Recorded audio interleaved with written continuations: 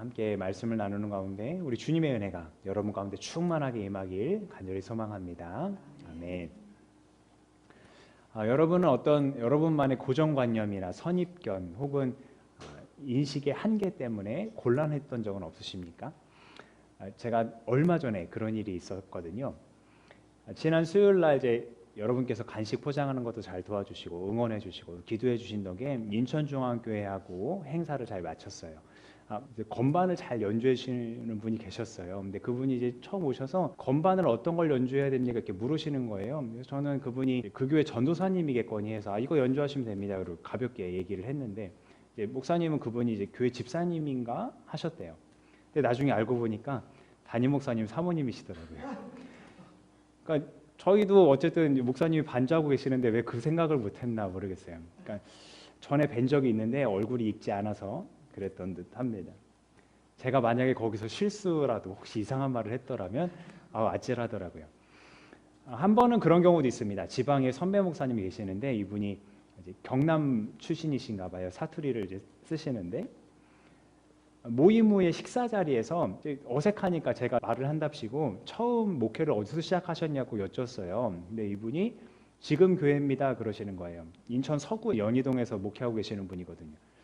근데 저는 그 얘기를 듣고 깜짝 놀란 거예요. 왜냐하면 그분의 말투만 듣고 당연히 고향에서 개척을 하셨거나 목회를 하다 올라오셨겠거니 생각을 했는데 그분이 여기서 개척을 하셨다 그러니까 내가 그분의 말투만 듣고 아래서 목회를 하셨겠구나 하는 이런 고정관념을 갖고 있었던 거예요. 혼자 당황한 티가 그 목사님께 들키지 않았기를 바랄 뿐입니다. 이처럼 사람의 생각엔 늘 한계가 있어요. 아무리 지혜롭고 명철한 사람이라고 해도 고정관념이 생기게 마련이고요. 어떤 요인에 자기가 처한 상황이든지 재정 상황이든지 아니면 자기가 교육받아온 것이라든지 그런 것들에 의해서 인식에도 한계가 생기기 마련입니다. 그래서 우리의 시야는 늘 좁아지곤 해요. 그런데 만약 이런 인간관계에서도 그러한데 하나님과의 관계에서 우리의 좁은 시야로 그 좁은 생각의 틀로 그 관계를 유지하려 한다면 과연 그 관계가 잘 유지될 수 있을까요?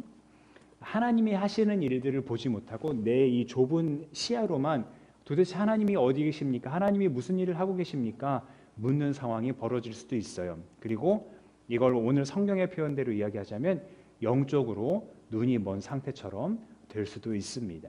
오늘 복음서 말씀을 다시 한번 볼게요. 예수님께서 길을 가시다가 태어날 때부터 그러니까 선천적으로 앞을 보지 못하는 사람을 보셨어요.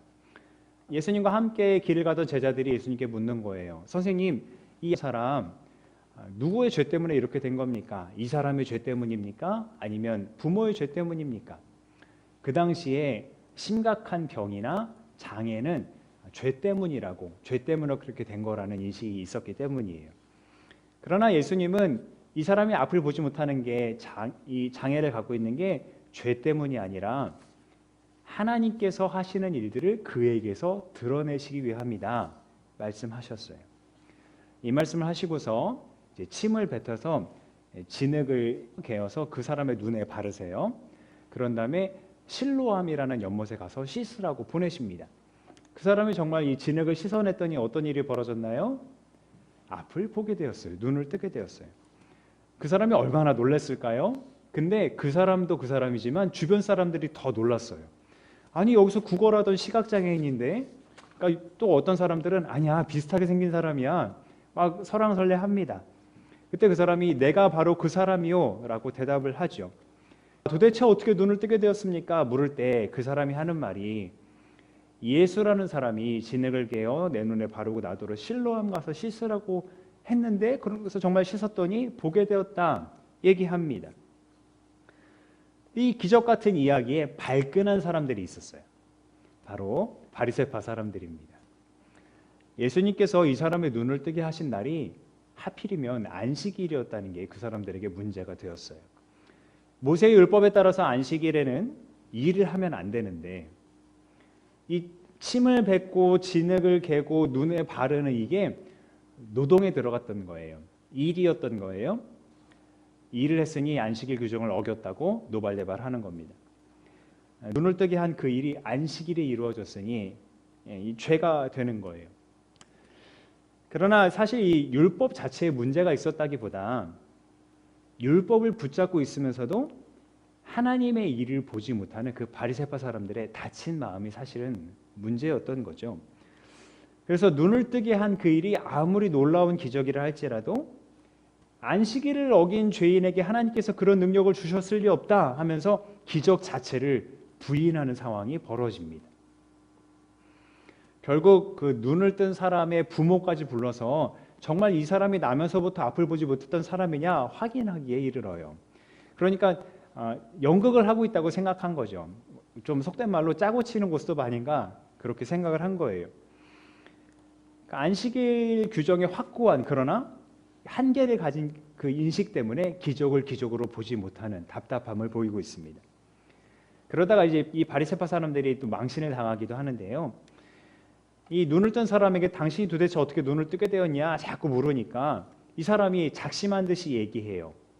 요거는 같이 한번 읽어볼까요? 시작. 그것은 내가 이미 여러분에게 말하였는데 여러분은 고지 듣지 않았습니다.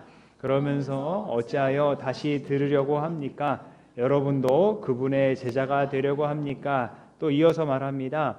나면서부터 눈먼 사람의 눈을 누가 뜨게 하였다는 말은 창세로부터 이제까지 들어본 적이 없습니다.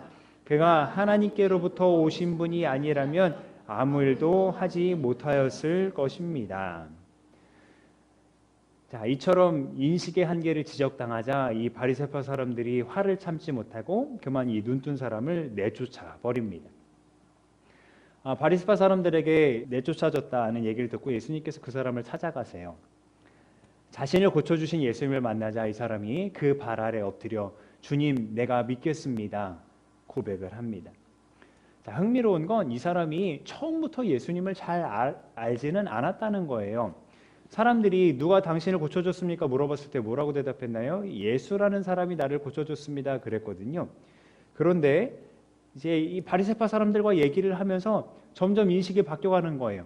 예언자라고 생각한다. 그리고 하나님께로부터 오신 분이다. 이렇게 얘기를 합니다. 그리고 마침내 예수님을 만났을 때 신앙의 대상으로 고백하기에 이릅니다. 주님 내가 믿습니다. 그러니까 그게 단순히 육체의 눈만 열린 게 아니라 믿음의 눈도 함께 열리게 된 겁니다.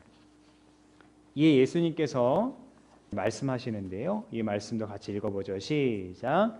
나는 이 세상을 심판하러 왔다.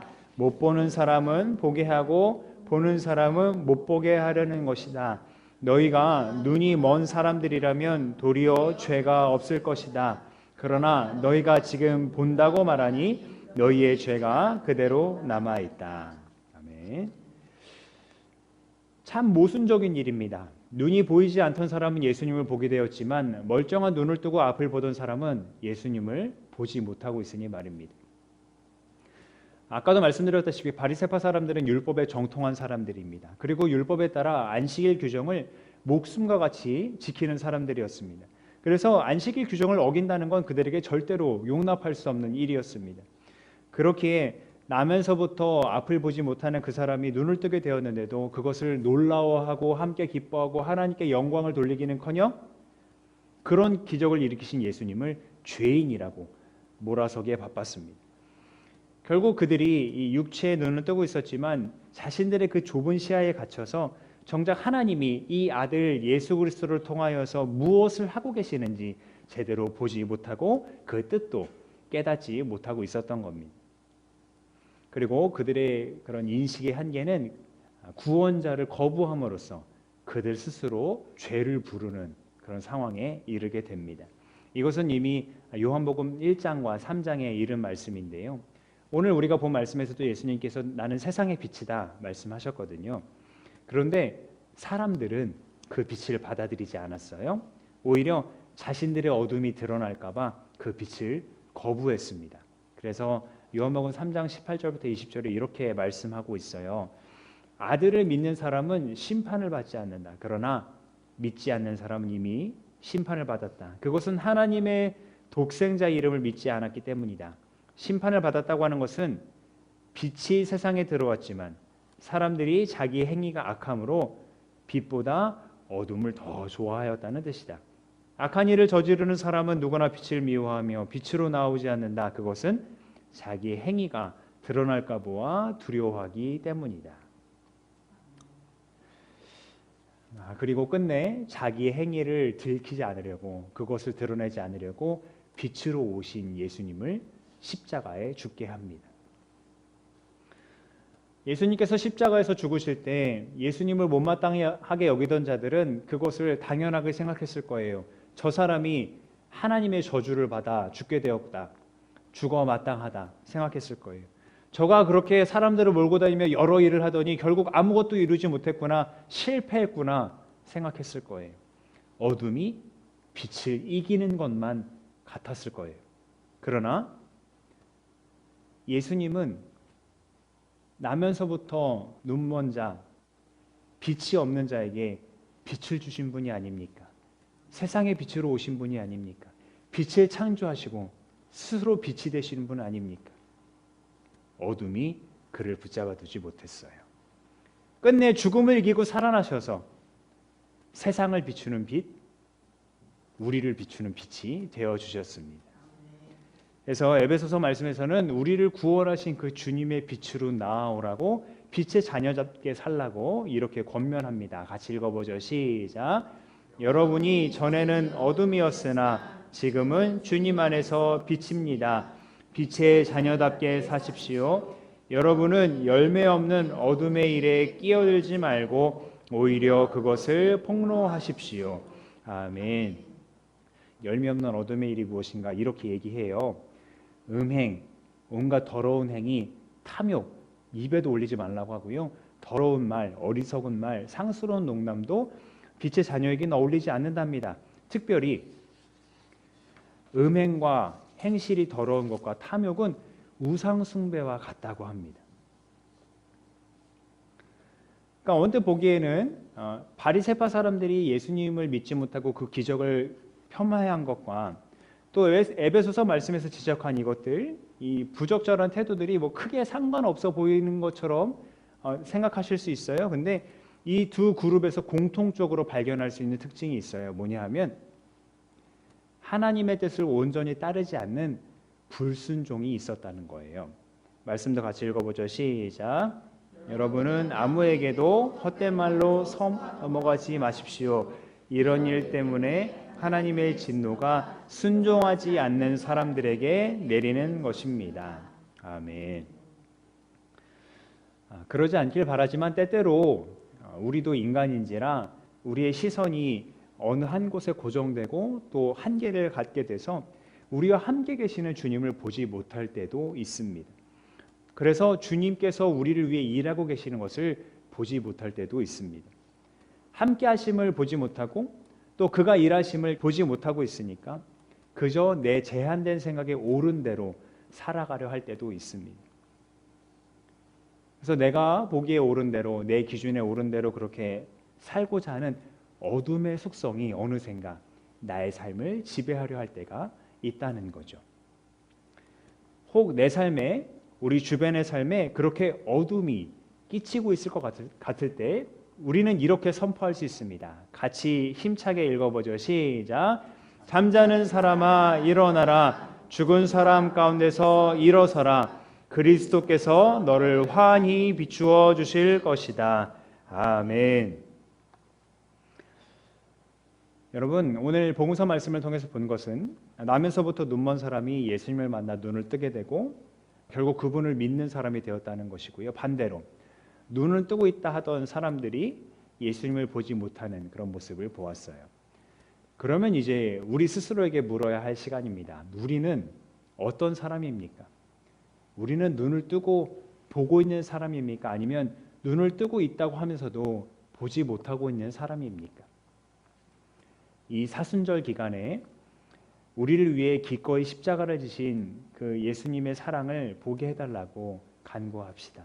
그래서 그 사랑의 빛으로 우리의 눈을 가리는 어둠의 일들은 다 물러가게 해달라고 또한 간구합시다.